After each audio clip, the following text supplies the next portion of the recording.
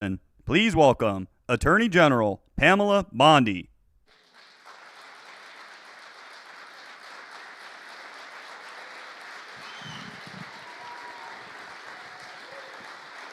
Hi, please be seated. Welcome to the Department of Justice. And I love our team. Todd Blanche, Emil Bovey, Kash Patel, soon to be Terry Cole, Gadi Saralta. Thank you all. We are going to fight to keep America safe again.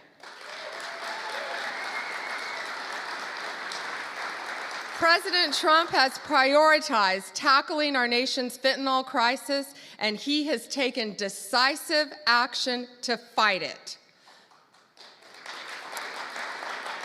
I want to thank our U.S. attorneys who are here today, our state attorneys general from all around the country. I see all my friends out there, my colleagues, who will work to prosecute violent criminals, get the drugs off our streets, get the gangs off our streets, and get the illegal aliens out of our country. And thank you to all of our federal, state, and local law enforcement officers who are here today who keep us safe every day and night. Thank you to all of you.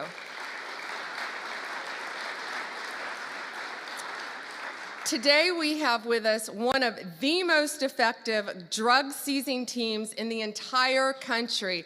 I said I wish I told them earlier, take them and put them in every major city in the country. Since January, they have saved millions of lives taking drugs and illegal weapons off the streets of Boston. And Todd, they asked us for more U.S. attorneys. I told them we're on it.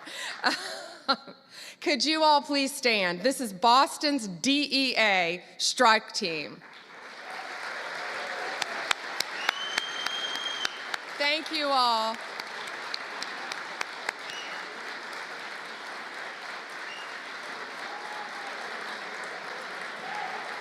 Thank you.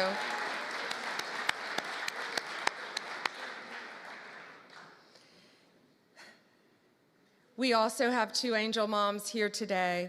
Anne lost her son. He was 15. He thought he was taking a Percocet at school, and it was laced with fentanyl. And he was beautiful. And I'm so sorry.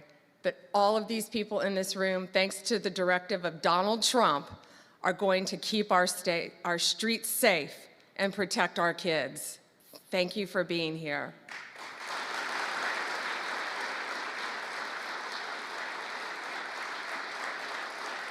And Tammy's beautiful daughter, Kayla, was murdered violently by an illegal alien from El Salvador who should not have been in our country.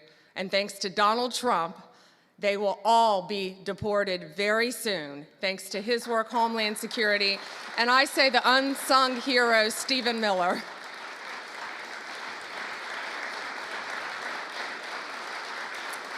On stage, we have, this is 180 kilograms, it represents, not real, of fentanyl, okay? So this represents 1 kilo of fentanyl. In its pure form, this 1 kilo can kill 500,000 people. The 180 there, in pure form, could kill 90 million people. That is the population of California, Texas, and Florida. That's what we're dealing with in our country. That's why angel moms go around the country. That's why Donald Trump has taken such a hard stance against cartels, securing our borders, getting these gangs and drugs out of our country. But look at that. That can kill 3 states in its pure form. That should terrify everyone. I see our senators made it. Did our senators? Thank you. However, taking the drugs off the streets is only half the battle. President Trump has secured our borders and will continue to fight the cartels throughout this country, deport them all, or lock them up for the rest of their lives, thanks to our prosecutors, around this country where they belong. Under the last administration, cartels, criminals, they freely walked in and out of our country with impunity. No longer. Under Donald Trump, they live in fear, and they better live in fear because we're coming after all of them. I am so proud to have a team with Emil and Todd and all of our great team, and we all work for the greatest president in the history of our country. We are so proud to work at the directive of Donald Trump. It is, he will never stop fighting for us, and we will never stop fighting for him and for our country. It is an honor to welcome to the Department of Justice the 45th and the 47th President of the United States, Donald Trump.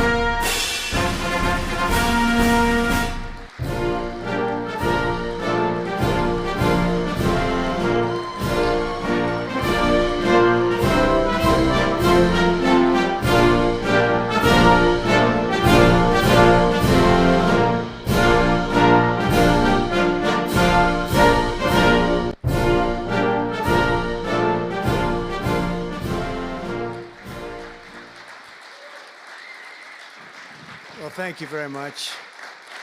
Thank you. Thank you, Pam, very much. What a job you're doing. And it's a true honor to be with you today. This is a storied hall, if there ever was one. And based on the crowd, I think we broke the all-time record.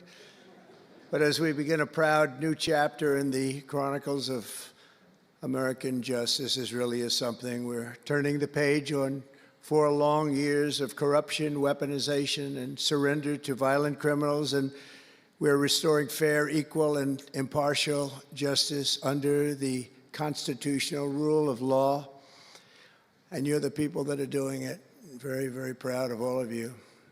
Under the Trump administration, the DOJ and the FBI will once again become the premier crime-fighting agencies on the face of the earth. People ask me, what am I going to do about law enforcement all the time? The fake news back there, they're asking me that all the time. What am I going to do? And when are you going to do it? And I answer them by saying I've already done most of it by appointing the people that I've appointed. They're sitting right here. They've done most of it. I don't do it, they do it. Right, Pam? I think, oh, you are so tough, they just don't know yet. Let me begin by congratulating the incredible people who will lead these historic reforms. And we start with somebody that you just saw, Pam Bondi. She's extraordinary, and I've known her very well for a long time.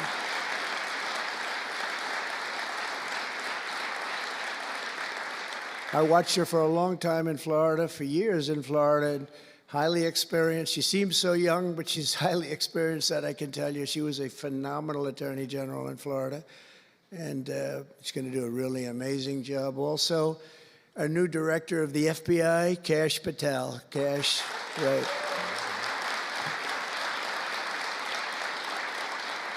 A man that I'm very proud of. I've known him and Emil for a long time under tremendous pressure. I saw these guys under some of the most corrupt judges. It's not even imaginable how corrupt they were. And these guys never wilted. They were not shy. They fought. They weren't afraid, and they were brilliant. Deputy Attorney General Todd Blanche and Principal Associate Deputy Attorney Emil Beauvais. And thank you both very much. Right. Great people.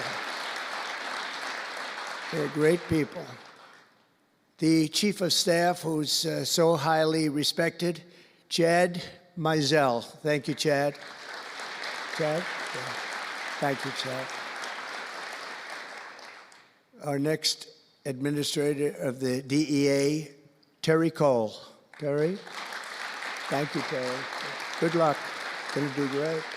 Senior counsel to the Assistant Attorney General for Civil Rights. Boy, I've been watching him on television last couple of weeks. He is really a tough one, and he's a great one. Leo Terrell, you watch how good he's going to be. He's going to be so good. Thank you, Leo. Great guy. Assistant Attorney General of the Antitrust Division, who's got an incredible reputation. She'll do very, very well. Gail Slater. Thank you, Gail. Good luck. Great job. Now, we're joined by many, many great friends and terrific friends, and I won't be able to, too many to name, but some that I just see very quickly. General Flynn, thank you for being here. There's a man who went through hell, by the way, and he shouldn't have. He's a patriot. He went through hell. We're also pleased to be joined by Senator Chuck Grassley and House Majority Whip. Where's Chuck? Hi, Chuck. House Majority Whip Tom Emmer. Tom, great job you're doing. Representative Guy Reschenthaler, one of the toughest names to say, but I got it perfectly, I think. And State Attorney General Ken Paxton, thank you very much. Thank you very much. Somebody who was with us early on, and she's really become a big star and very popular, Brenna Bird. Thank you, Brenna. Thank you very much. Steve Marshall, Alan Wilson, James Othermeyer, Chris Carr, Dave Sunday, Marty Jackley, as well as White House Deputy Chief of Staff, Stephen Miller. What a man Stephen is. Become a big star. Right, Emil? Steve Miller. Steve has been something very special.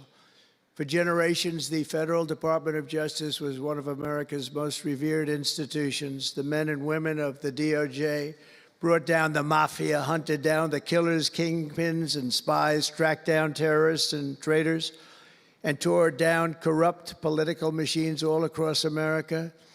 This department commanded the respect and admiration of the entire world.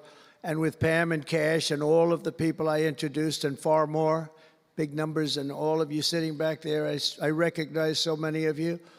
But with you leading the way, it'll soon be the most admired and most respected of all. You're going to be more respected, and I really believe that there's also a lot of things to solve, a lot of problems to solve.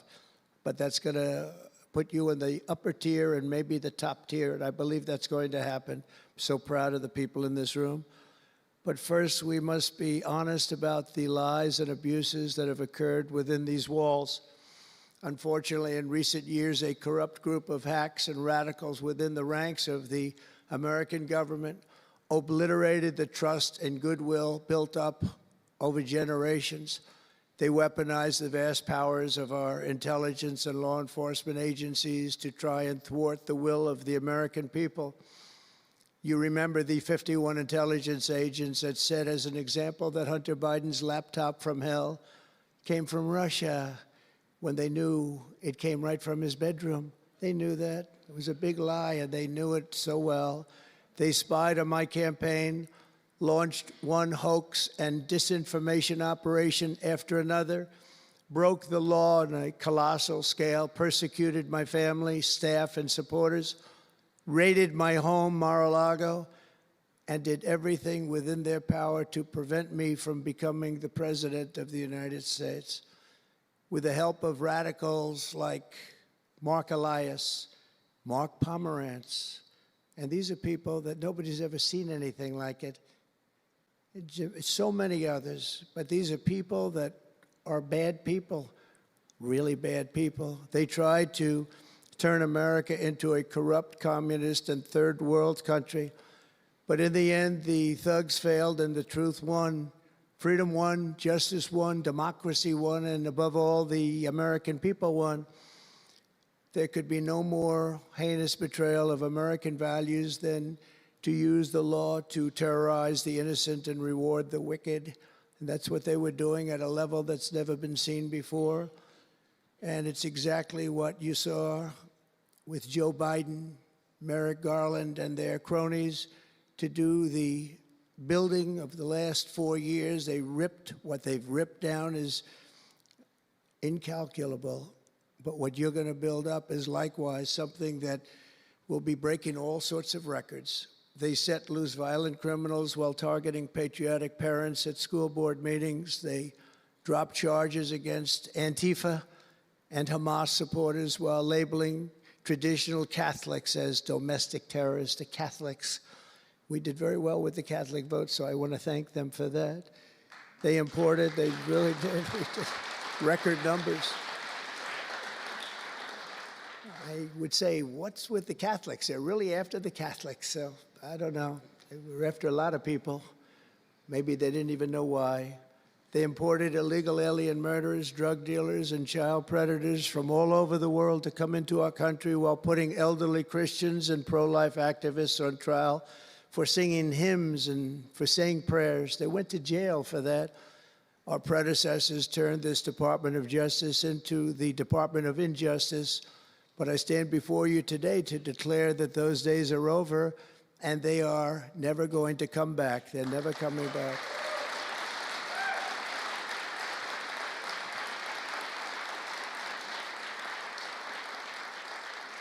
So now, as the chief law enforcement officer in our country, I will insist upon and demand full and complete accountability for the wrongs and abuses that have occurred. The American people have given us a mandate like few people thought possible. We won every single swing state.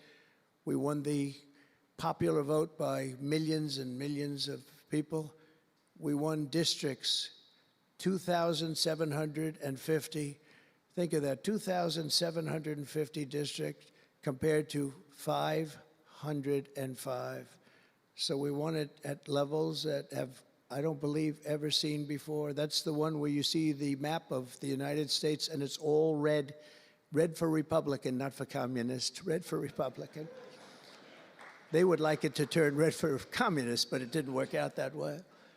The American people have given us a mandate and really just a far-reaching investigation is what they are demanding into the corruption of our system. And that's exactly, I'm sure, what Pam and Cash and everyone else mentioned here and not mentioned is going to be doing. We will expel the rogue actors and corrupt forces from our government. We will expose and very much expose their egregious crimes and severe misconduct, of which was levels you've never seen anything like it. It's going to be legendary. It's going to also be legendary for the people that are able to seek it out and bring justice. We will restore the scales of justice in America, and we will ensure that such abuses never happen again in our country. And that's why on day one I signed an executive order banning all government censorship and directing the removal of every bureaucrat who conspired to attack free speech and many other things and values in America. My administration stripped the security clearances of the disgraced intelligence agents who lied about Hunter Biden's laptop from hell. We revoked the clearances of deranged Jack Smith, Alvin Bragg, Letitia James, and the crooked law firms that aided their partisan persecutions. And I went through it. These are state and city courts, and the corruption is unbelievable. We also terminated the clearances of the Biden crime family and Joe Biden himself. He didn't deserve it. In fact, he was essentially found guilty, but they said he was incompetent, and therefore let's not find him guilty, I guess. Nobody knows what that ruling was, but I didn't want any part of it. I think I would have rather been found guilty than what they found with him. They said he didn't know what the hell he was doing, and therefore he's let him go. I said, you know, I'd rather be convicted, Pam, I think, than that. That was not good. I said, please convict me, don't say that. I pardoned hundreds of political prisoners who had been grossly mistreated. We removed the senior FBI officials who misdirected resources to send SWAT teams after grandmothers and J6 hostages. And it was a great honor for me to fire, I will tell you this, a great honor to fire James Comey. A great, great honor. That was nothing. There was no better day. A lot of people said, oh, that's too bad you did that. And they said that's going to be, and you know what? A year later, they said that actually saved the administration because the level of corrupt things that we learned after that turned out to be that they were doing, in fact, really bad things. He was a terrible person, did terrible things and persecuted people, and all in the guise of being an angel, but he wasn't an angel. We created a brand new DOJ task force and anti-Christian bias. And under Director Patel, we're getting the FBI agents out of the headquarters in Washington, D.C., and back on the streets in pursuit of dangerous criminals where they belong and where they want to be.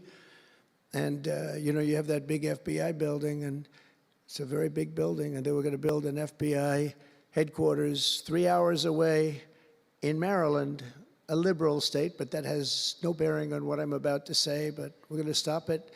Not going to let that happen. We're going to build another big FBI building right where it is, which would have been the right place because the FBI and the DOJ have to be near each other. You can't that's one thing I did learn from this persecution. The FBI and the DOJ work together. Now, in my case, they work together for bad purposes, but they do. They were always together. So how can you have one that's 3 hours away? But one thing I said to Cash, well, we're going to get a great building built. It's going to be a magnificent building. He said, sir, we don't need that kind of room. I said, what do you mean? He said, I'm just going to take a old Department of Commerce building that's about 25% the size, and that's what I need. We're going to have the best staff that you've ever seen, and that's what I need. It's in a nice location, but I don't need that big building. Why don't you just sell the site to somebody, and we're going to be very happy. And they want to have far fewer people, but we also want to have them in D.C., and if for no other reason, we like having law enforcement walking the streets of our capital, because when the bad guys are out there and they see there's an FBI agent, that's the ultimate in law enforcement, and they're not going to be acting so bad. We're cleaning up our city. We're cleaning up this great capital, and we're not going to have crime, and we're not going to stand for crime, and we're going to take the graffiti down, and we're already taking the tents down, and we're working with the administration, and if the administration can't do the job, we're going to have to take it back and run it through the federal government. But we hope the administration is going to be able. So far, they've been doing very well. The mayor's been doing a good job. We said there are tents galore right opposite the State Department. They have to come down, and they took them down right away. And so far, so good. But we want to have a capital that can be the talk of the world. When Prime Minister Modi of India, when the President of France, and all of these people, the head of Prime Minister of United Kingdom, they all came to see me over the last week and a half. And when they come in, I had the route run. I didn't want to have them see tents. I didn't want to have them see graffiti. I didn't want to have them see broken barriers and potholes in the roads, and we had it looking beautiful. And we're going to do that for the city. And we're going to have a crime-free capital. When people come here, they're not going to be mugged or shot or raped. They're going to have a crime-free capital again. It's going to be cleaner and better and safer than it ever was, and it's not going to take us too long. There's a new phenomena that is taking place with these violent, vicious lawyers that we have all over. They play the ref. You know what playing the ref is? Like the great Bobby Knight basketball coach. He'd scream and scream at the ref. He'd scream. I watched it. By the way, I love Bobby Knight because he endorsed me. And having Bobby Knight's endorsement in Indiana was an extremely good thing. A friend of mine said I was running in Indiana at the time. This was early on, 2016. And I was doing great.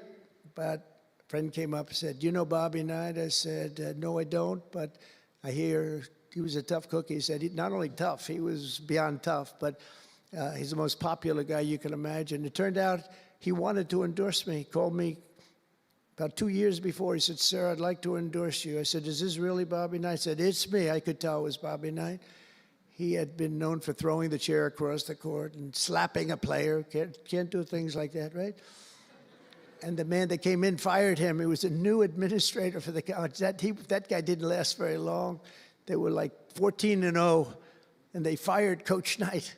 That was not good, but he had a little chip in his shoulder. But he loved Trump, and he came in, and he said, "I'd love to endorse you." He said, "If you ever run, please call me." So he said, "You know Bobby Knight?" I said, "Well, I don't know him, but he called me a couple of years ago." It was an amazing phenomenon. I took his number, and on each side of my desk in New York, I had stacks of paper, like nice and neat, but about 2 feet high each. And I said, I wrote his number down and I put it here 2 years ago. And I said, let me see if I can find it. It was almost like a miracle. I had other miracles that happened too. My ear is still throbbing. That was a miracle. That was a miracle also, wasn't it? That was a miracle also. Thank you. Thank you, Leo. Thank you. Thank you, that was a miracle. Anyway, okay, that's it. That's very nice, thank you. But, so he said, Bobby Knight. So I said, I put his name down and I wrote it down. It's in one of these stacks. I lifted up. There would have to be 2,000 to 3,000 pages in each stack. I lifted it up, the first one, had no idea. And there was his name on a little card, Bobby Knight with his number. It was like incredible. I tell that story all the time. And I called him and dialed a number. He said, I've been waiting for you to call. And he went out and he made a speech for me in a packed arena in Indiana, and it was over. It was over. He was a tough guy. He actually went a little far, if you remember. He made a great speech because he was actually a motivational type guy, to put it mildly. But he left the stage, and then I'm talking, and he walks back onto the stage. I said, uh-oh, this is trouble.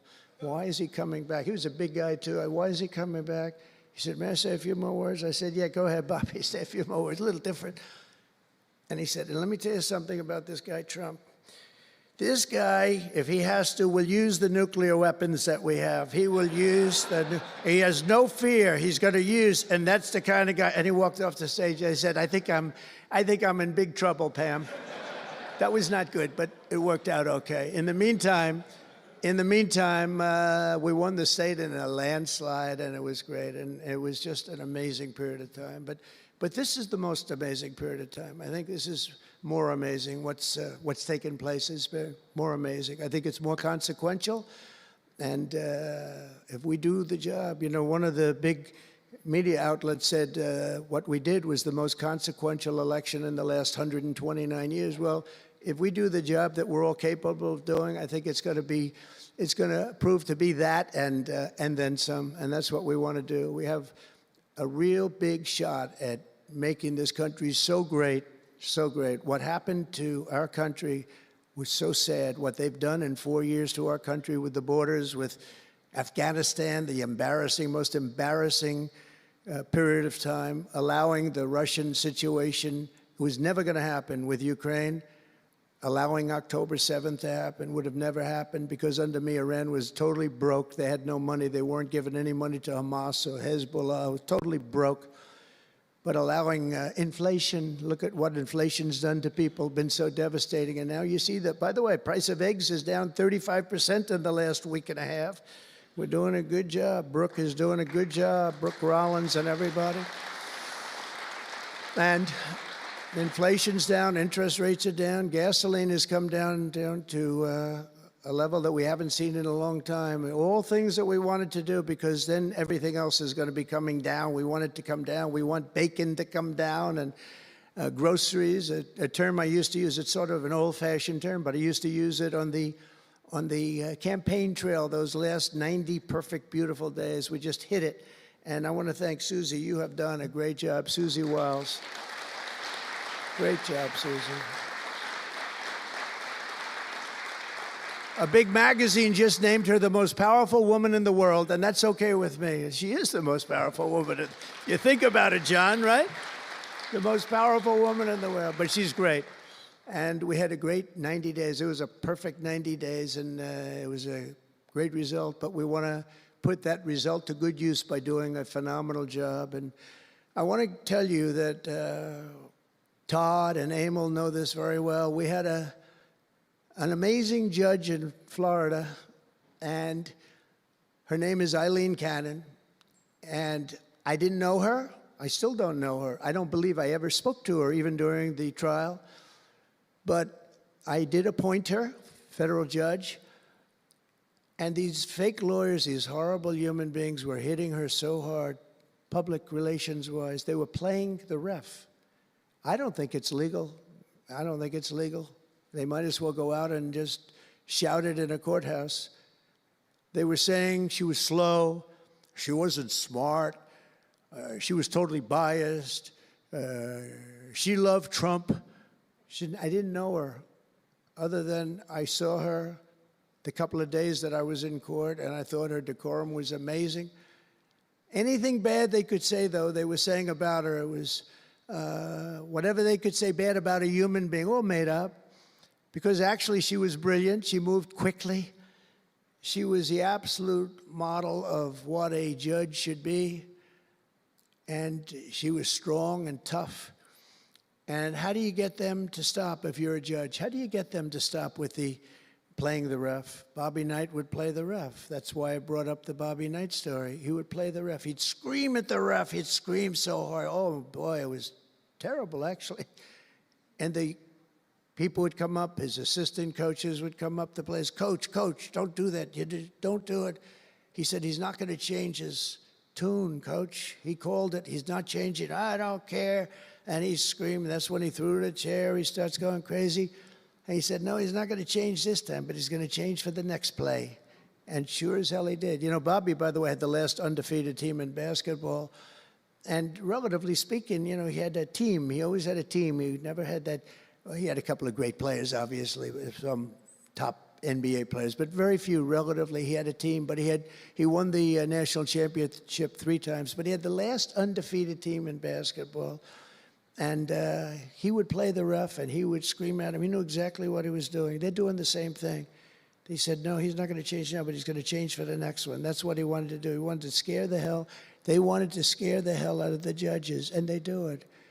And how do you stop it if you're a judge? Because you want to go home, you have a family, you have children, and the New York Times will write whatever these people say, and the Washington Post, and the Wall Street Journal, and MSDNC, and the fake news CNN, and ABC, CBS, and NBC, and they'll write whatever they say.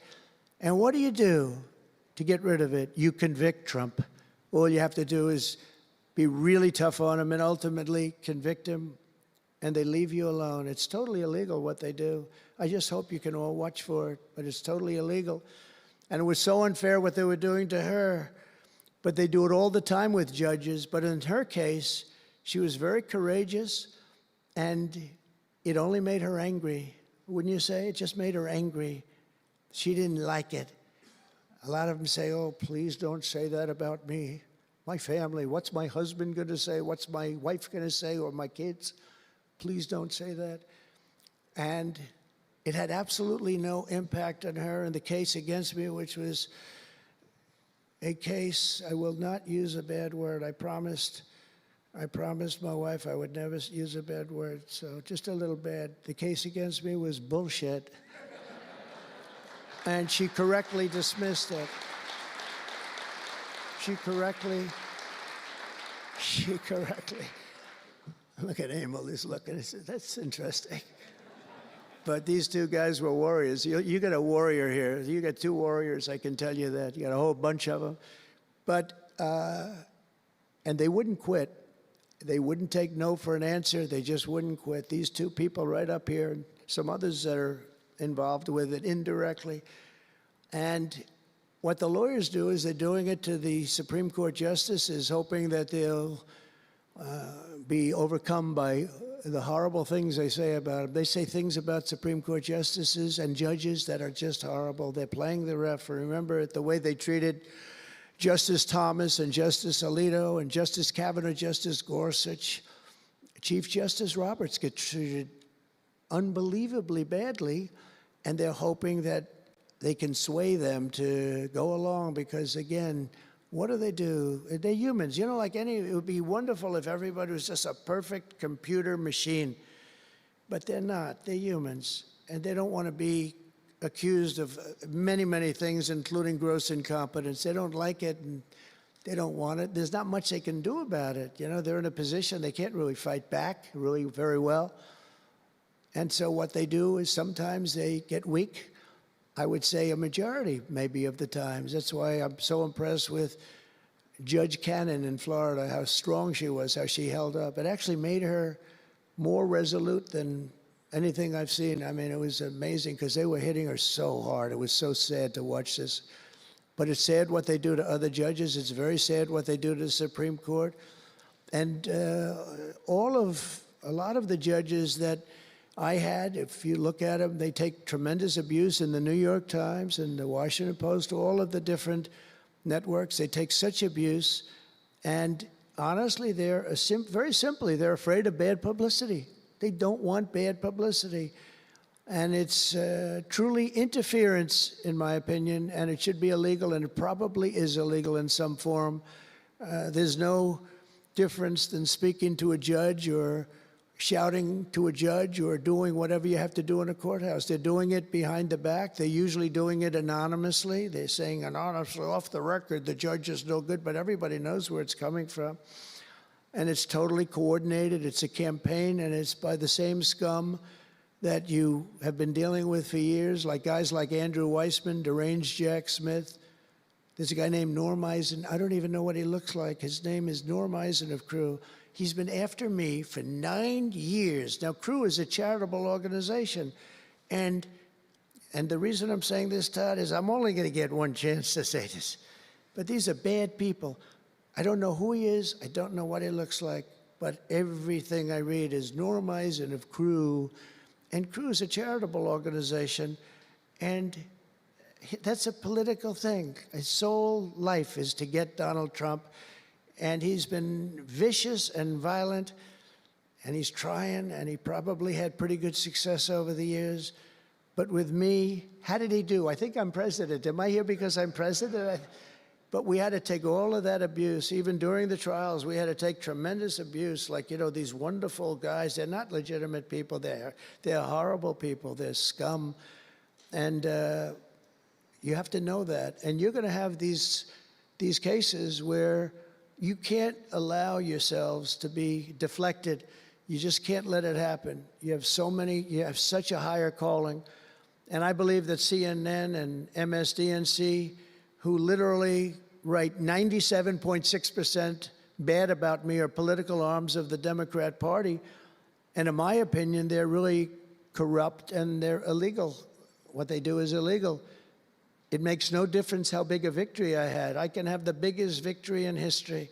It makes no difference what kind of a failure the other side has. These people are going to go after me. And I said it during the big speech on Tuesday night. I said about Democrats, and I don't like that. I have great respect, by the way, for what Schumer did today. He went out and he said that I'm going to have to vote with the Republicans because it's the right thing to do. I couldn't believe what I heard. But, you know, I think he's going to get some credit for it. I think, let's see what happens tonight with the big vote as it comes. But these networks and these newspapers are really no different than a highly paid political operative. And it has to stop. It has to be illegal. It's influencing judges, and it's really changing law, and it just cannot be legal. I don't believe it's legal. And they do it in total coordination with each other. And everything we do, we're restoring law, restoring order, and restoring public safety in America. That's what we want to do. And we're bringing honor and integrity and accountability back to the highest levels of the FBI, DOJ, and throughout our government. We're bringing our country back faster than anyone ever thought possible. We're working so hard at doing it, and we want fairness in the courts. The courts are a big factor. The elections, which were totally rigged, are a big factor. We have to have honest elections. We have to have borders, and we have to have courts and law that's fair. Well, we're not going to have a country. Crooked Joe Biden got us into a real mess with Russia and everything else he did, frankly, but he didn't know about it, and he, generally speaking, signed it with AutoPen, so how would he know? That AutoPen is a big deal. I don't know, you know, they're having, who's doing this? So when my people come up, Will and all of the people, Steve, they come up and, sir, this is an executive order. They explain it to me, and, you know, 90% of the time I sign it, 99% of the time I say do it. But they come up and I sign it. But you don't use AutoPen. It's, number one, it's disrespectful to the office. Number two, maybe it's not even valid because, you know, who's getting him to sign? He had no idea what the hell he was doing. If he did, all of these bad things wouldn't be happening right now. But we're going to get you back into a great position, and we've already started. They say that we had the most successful first month of presidency. Not a long time, but it's still a lot. It's like if you're a golfer, sinking a 3-foot putt on the first hole gives you confidence to sink something on the second hole. But if you miss that first putt, you don't like to have the putt on the second hole and the third hole. It could be a very bad experience. It's nice to get that first month, and now we have more than a month. Now we have a month and a half, and it's going really, really well. I can tell you as a little secret, although the cameras are blazing back there, so it's not that much. But I think we're doing well, as you have been hearing about Ukraine. I think we're doing now well with Russia. We're speaking with President Putin. We want to get the war over. Not only have we spent maybe $350 billion to Europe's, think of that, $350 billion to $100 billion, and yet we're across the ocean far away, so it shouldn't have been that way, but Biden let that happen too. And we're getting a deal where we're going to get that back, but much more importantly are the lives that we're talking about. On average, 2,000 young people are being killed every single day. Now, they're not from here.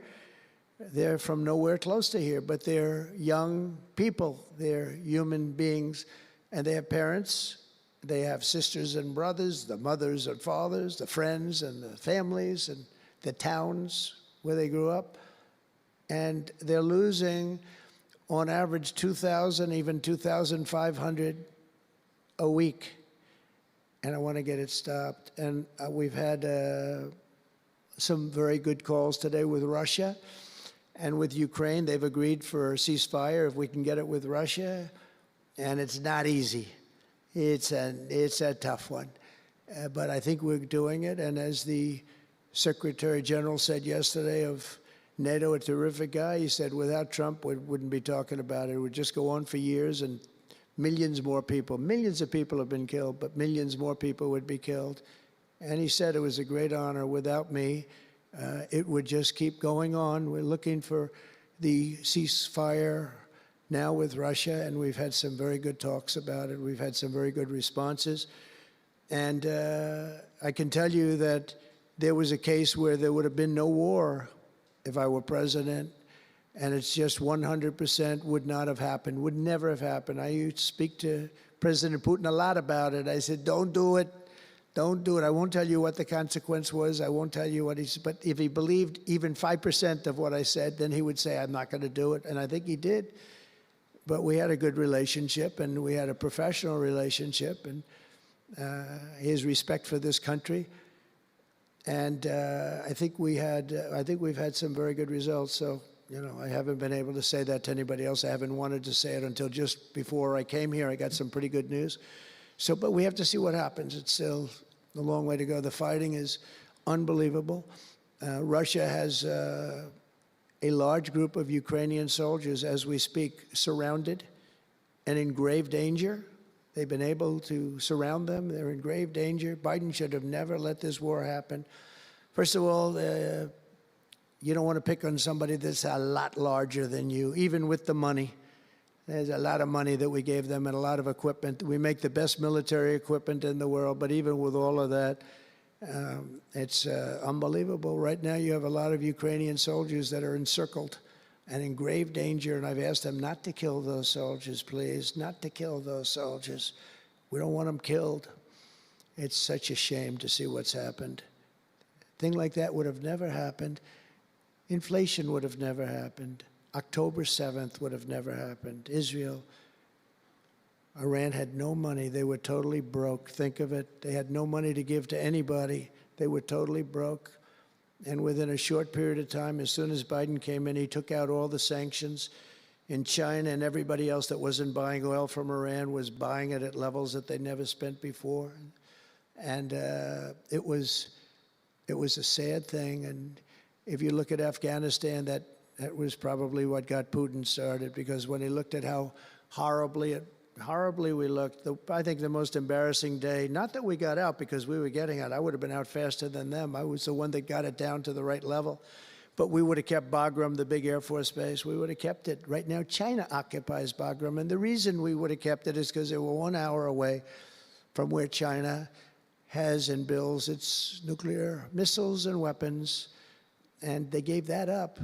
At the dark of night, they left the lights on, and They left the dogs behind, by the way. A lot of people say, what about all the dogs? They had a lot of dogs, and they left the dogs behind. And what a shame, what a shame. The way we got out, I think it was the most humiliating time in the history of our country. The way it happened, not that we were getting out, because we wanted to get out, but we would have gotten out with dignity and strength. And what a difference a rigged and crooked election had on our country when you think about it. And the people who did this to us should go to jail. They should go to jail. So I just want to say God bless America, because we have to say God bless. We're lucky we're still here, frankly. And this whole thing could lead, I think we have it. But this could lead to World War III very easily. Could very easily lead to World War III, but I think we're in pretty good shape. A lot better than we were before we got involved, that I can tell you. That was heading into World War III territory, and that would have been a war like no other because of nuclear weapons and other types of weapons that people you don't even want to know about.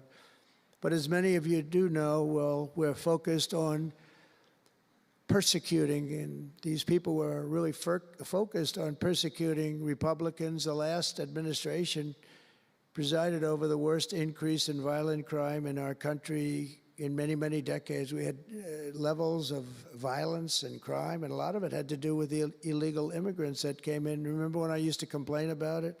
Because I knew how tough they were, how mean they were. And they said, no, people that come into our country are all wonderful people. No, they're not wonderful. These are stone-cold killers. These are killers they make our killers look nice by comparison. They make our killers look nice. These are rough, tough people with the tattoos all over their face. Historically speaking, I don't want to discriminate against anybody, but historically speaking, they're not going to be the head of any major bank that we know of. These are rough people. These are rough killer people, and they allow them in by the millions. In major cities like New York, Chicago, and Washington, mothers can't walk their children to the park without fear of being shot or killed or raped or anything. Women can't ride the subway without worrying that a hoodlum will shove them onto the train tracks. In New York, it's happened twice in the last couple of weeks. They're standing there, a perfect Wall Street gentleman in one case, and another person who was a worker, good worker, electrician, gets pushed into a train going 45 miles an hour just prior to the train, not stopping, going to go through that. I know the stations very well. I used to take the subway. I used to feel safe. When I was young, my parents would drop me off at the subway. I'd take the subway to my school. Can you believe it? Today, they wouldn't be doing that. And we want to get a country back maybe where you can do that again, Pam. But it's so sad to see what's taking place. Under the Biden regime, average monthly homicides increased by 14%.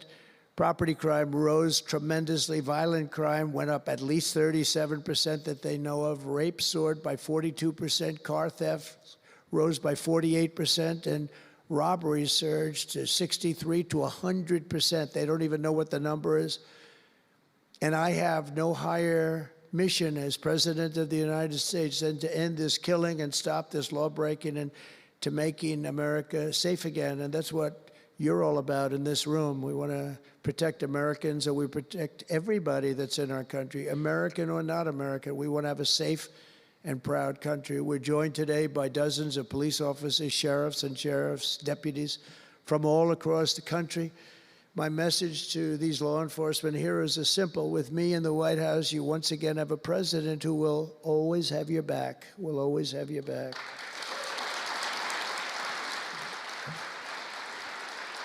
Thank you, fellas.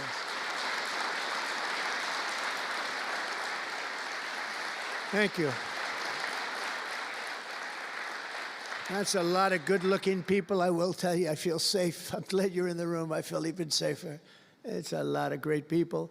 On day one, I signed an executive order directing Attorney General to ensure that anyone who murders a police officer immediately, with as fast a trial as we can have, gets the death penalty.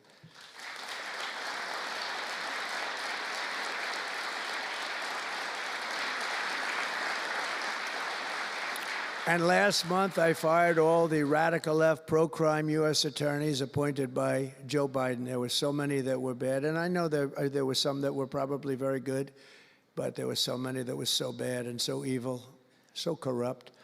Instead of having Marxist prosecutors who want to put police officers in handcuffs and go after a police officer rather than a criminal, I appointed patriotic, tough-on-crime warriors who will partner with police to put dangerous offenders behind bars, put them in jail. We're fully reviving 1033 program to provide state and local law enforcement with surplus military equipment that we have so much of it. I did it in my last administration, and I remember Obama wouldn't do it. He wouldn't do it before me, would not do it, because he thought it made them look too strong, too military. I said, no, that's what I want them to look like. I want them to look strong.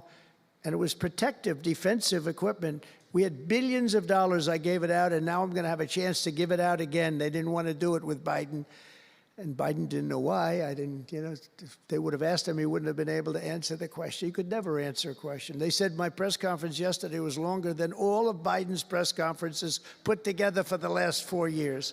And I don't know if that's true, but it was close. And perhaps most importantly, we're securing our border and repelling the invasion of America. We have, you see the numbers have come down. So, and Tom Homan and Christie have been incredible. Christie Noem, secretary, she's done great. And Tom Homan is, I don't know if Tom Homan's here, but wherever he may be, I think he's chasing people out of our country. If he was here, I'd almost be disappointed. What are you doing, Tom? But he's a fantastic guy. He's a brave guy. Over the past 4 years, other countries emptied out their prisons and jails, mental institutions, and insane asylums, and sent the killers, drug smugglers, and bloodthirsty inmates from the filthiest dungeons of the world straight into the USA. And open border. We had an open border policy. Anybody could come in, no matter what you were, no matter where you came from, no matter what you looked like, no matter what you were doing, no matter what you did, no matter how many people you murdered, you could come right into our country. We have murderers right now walking the streets. We're joined today by Tammy Nobles, whose 20-year-old daughter, Kayla, was attacked in her home 3 years ago, horrifically assaulted and strangled to death by an illegal alien MS-13 monster set loose into our country under the open border Biden regime. Kayla was one of countless American victims ripped away from their families by the open border policies of that administration. And we're also joined by Kayla's stepfather, Jeremiah, and several other courageous angel families here today. And I'd love you to all just stand up and take a bow, because you are incredible people. Please. Thank you.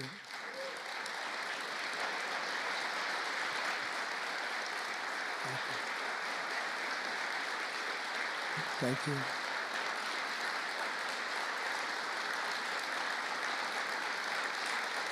Thank you very much.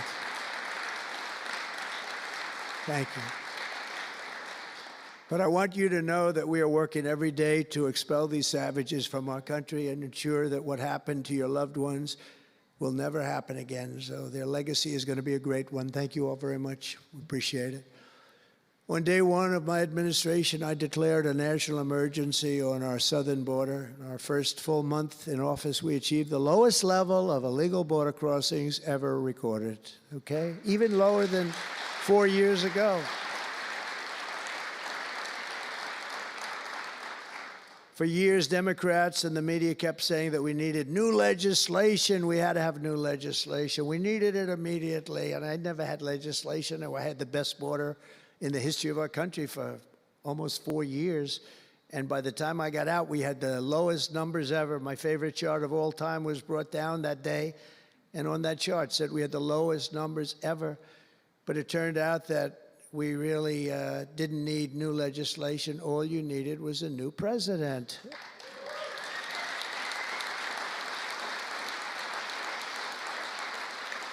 And I said that the other night.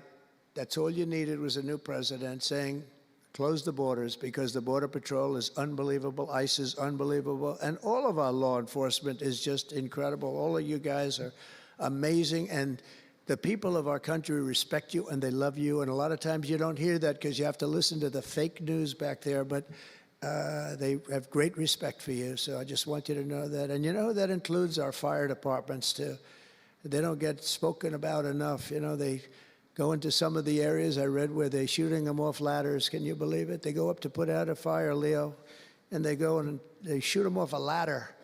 It's just unbelievable. These firemen and women are incredible. So I want to put them in the same category because they're just incredible. I also like that the fact they voted for me like at 94%. So I have to mention them. I have no choice, right?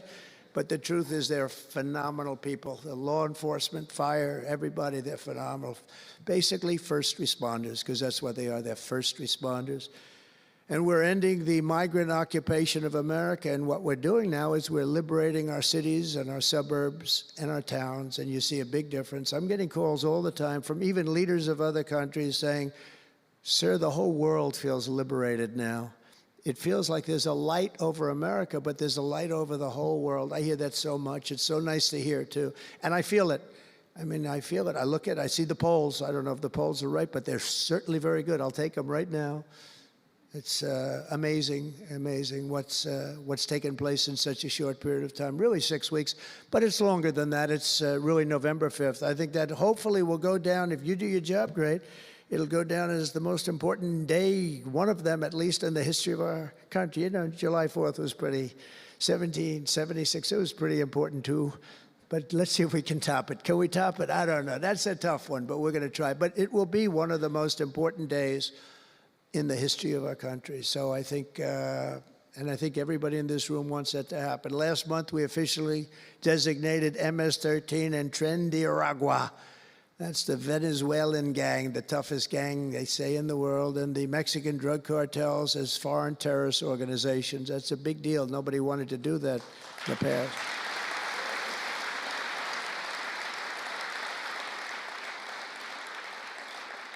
And by the way, we've caught hundreds of them, the Venezuelan gang, which is as bad as it gets. And you'll be reading a lot of stories tomorrow about what we've done with them. And you'll be very impressed, and you'll feel a lot safer, too, because they are a vicious group. They went into Colorado. They took over areas of Colorado. They sort of were like me. They were in the real estate business, but they didn't go out and get financing. They just took over a building and kept it. And they said to the tenants, get the hell out of here. One man called the police, and they cut off his fingers. And they say, you call again, your other fingers, and you call a third time, and you're dead. These are tough people and bad people, and we're getting them out of our country. And some are so bad, we don't want to get them out. We have to put them in jail because we don't want to even take a chance that they can come back. Thanks to our efforts, Mexico recently handed over 29 of the biggest cartel leaders, including the depraved kingpin charged with the 1985 murder of DE agent Kiki Camarena. And that was a big deal, if you know. They've been looking for this person for years, many years, and we got him. This evil killer will be now prosecuted to the fullest extent of the law. And we know that, well, it's, let's put it this way, I have to be nice. It's a very strong case. We're stopping the criminals pouring across our borders at record levels, and we're also stopping the massive quantities of deadly drugs. In 2023 alone, drug overdoses killed more Americans in 12 months than they did during the entire decade between 1980 and 1990, so 10 times more, but it's much higher than that. More Americans died from fentanyl last year than died in the Korean War, or the Iraq War, or the Afghanistan War, all of them combined. That's why I've placed large tariffs on Mexico, Canada, and China, and they will remain in place until these deadly poisons stop pouring into our country. And I will tell you, as soon as I put on the tariffs on Mexico, Canada, and China, unbelievable results have been seen in the last few weeks. Unbelievable results. They weren't happy about it. You probably read they weren't happy, but they are working like hell to end it. They weren't working very hard before I did that. With us today is a brave mother and advocate, Ann Fundner, who lost her beautiful 15-year-old son, Weston, to fentanyl.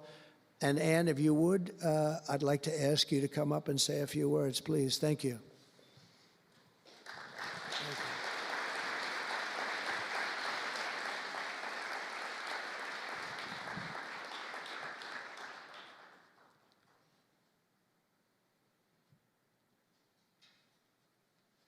Thank you very much. Thank you, darling.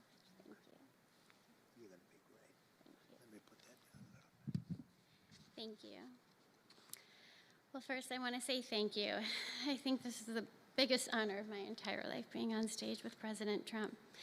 But I want to tell you a little bit about my son, Weston, who absolutely loved President Trump.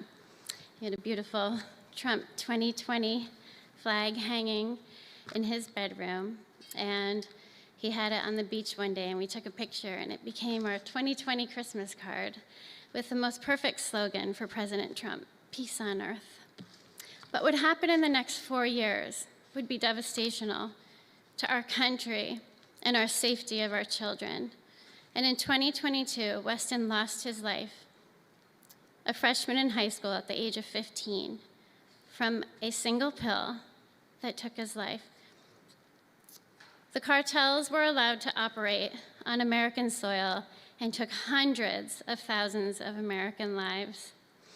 And so we knew there was only one person that could save us from the devastation on our American soil, and that was President Trump.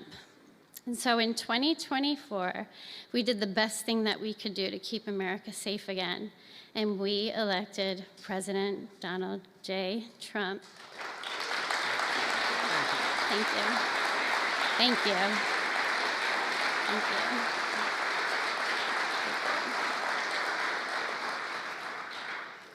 Thank you. And he's done everything that he has promised. We have a 98% decrease in border crossings. And he has labeled the terrorist cartels terrorist organizations. And he has instilled tariffs because there is no price on human life. And so I feel like I can speak for the entire fentanyl fighting community when I say thank you to President Trump, and thank you to Pam Bondi and everyone out here who is fighting this fight. God bless you. God bless you, President Trump. And God bless America. Thank you. He's up watching you. He's up there watching you. And he's so proud of Mom.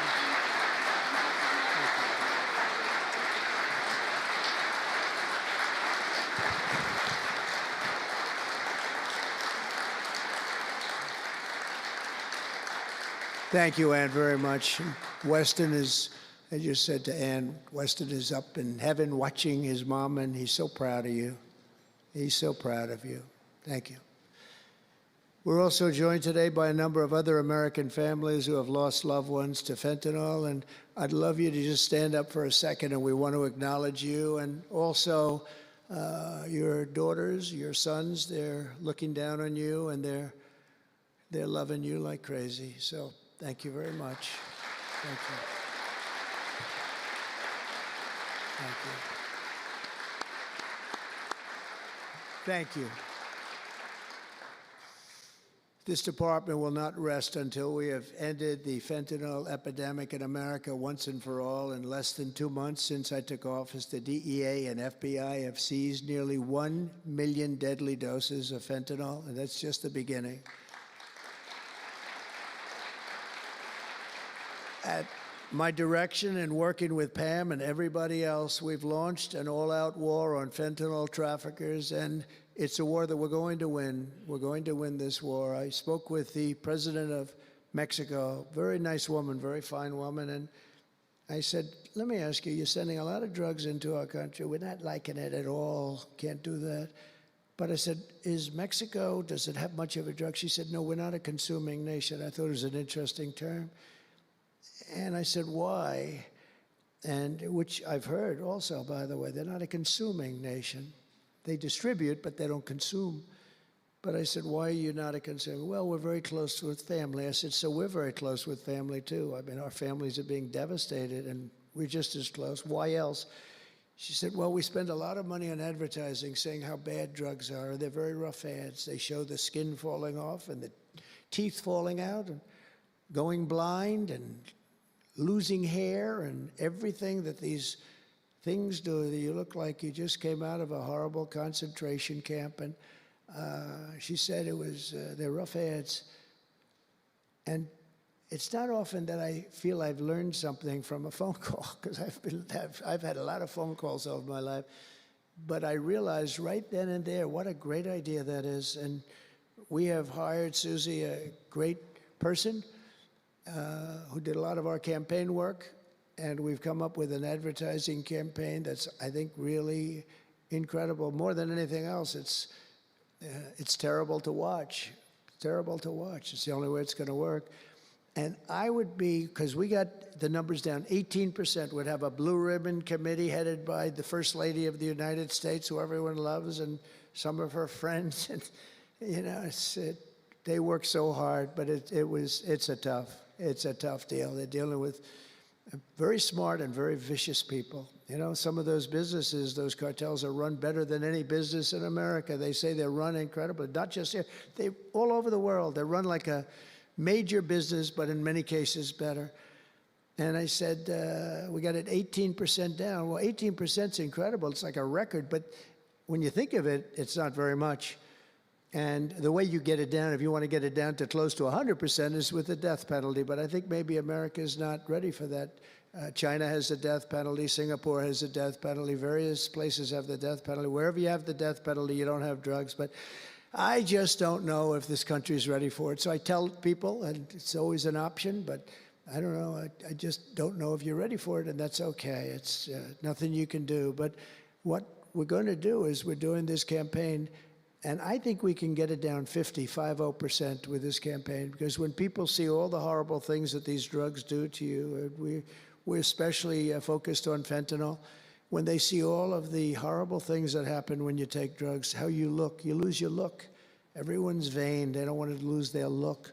The look is so important. And I think when they see these things, they may say, you know what, I'm going to take a pass.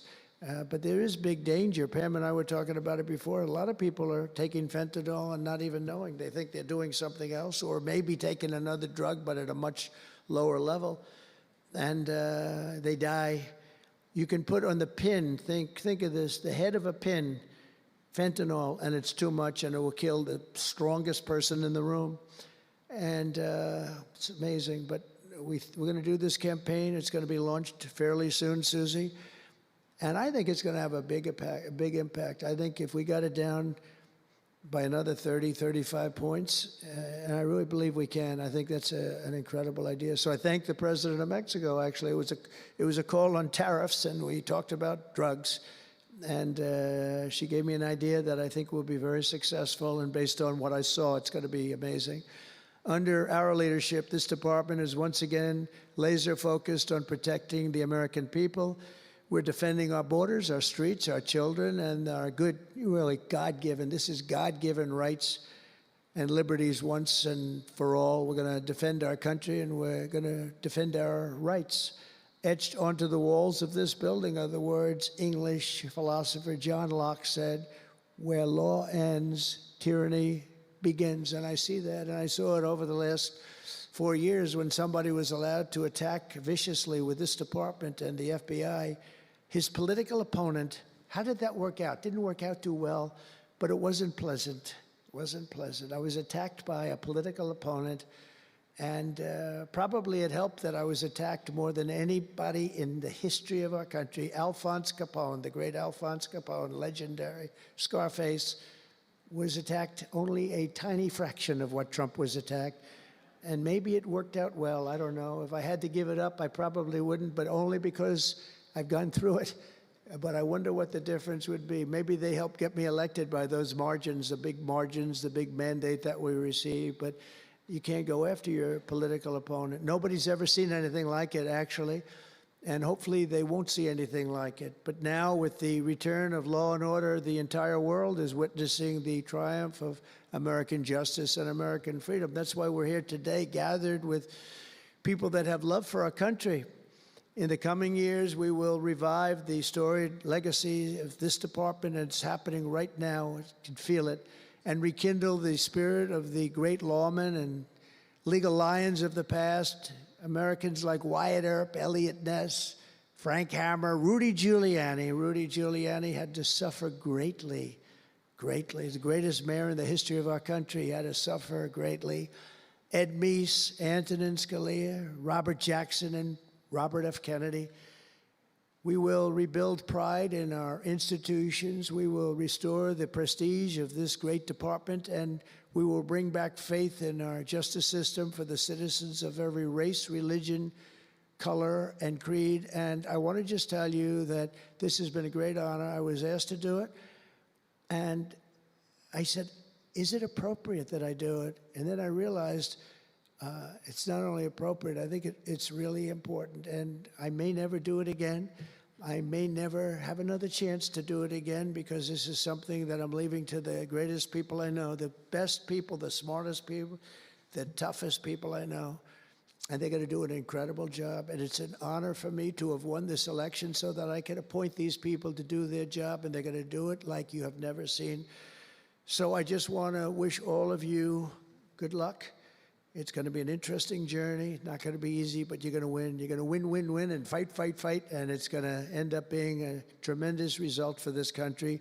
So thank you all very much. God bless America. God bless you all. Thank you.